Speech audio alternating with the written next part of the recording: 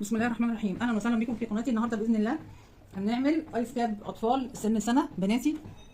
الخامات المستخدمه: خيط صوف، فتله رفيعه، وابره مقاس او رقم 3.5 ملم. ممكن نستعمل ابره رقم 4 بس عشان الخيط رفيع انا استخدمت ابره مقاس 3.5 ومقص مزوره للقياس.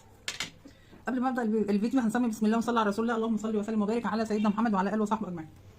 اول حاجه احنا عشان نعمل ايس كاب سن سنه هنعمل 40 غرزه سلسله. يعني اول حاجه هنعمل غرزه البدايه كده. اشتغلت هنا بغرزه نص عمود، دي كده غرزه نص عمود. انا بوريكم البدايه ازاي نشتغل عشان تشتغلوا. يعني ده كده ايه، انا هعمل لكم نموذج صغير.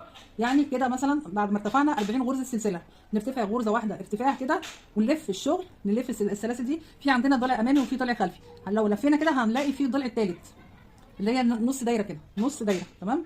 هندخل ونعمل غرز حشو. يعني هندخل كده في نص دايره كده ونعمل غرز حشو لغايه نهايه السلاسل. احنا قلنا سن سنه 40 غرزه سلسله كده. تمام. انا بعمل لكم نموذج صغير وبوريكم الشغل ازاي، طريقه الشغل. هنعمل غرزه حشو في الضلع الثالث اللي هي نص دايره.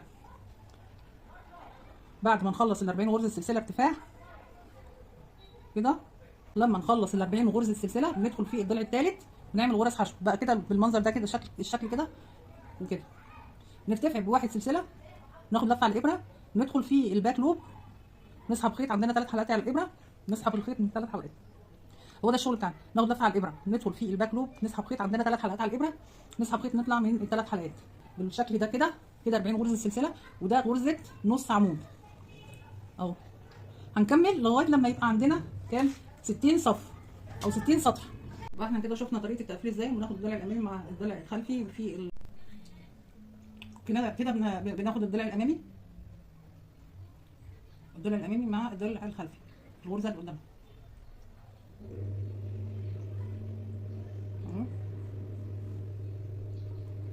نعمل غرزه حشو، نستمر بهذا النمط لغايه نهايه السطر ونقفل وهنشوف هنعمل ايه بعد كده.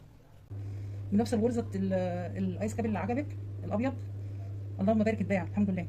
كان طقم فستان ولكلوك والايس كاب نفس الغرزه.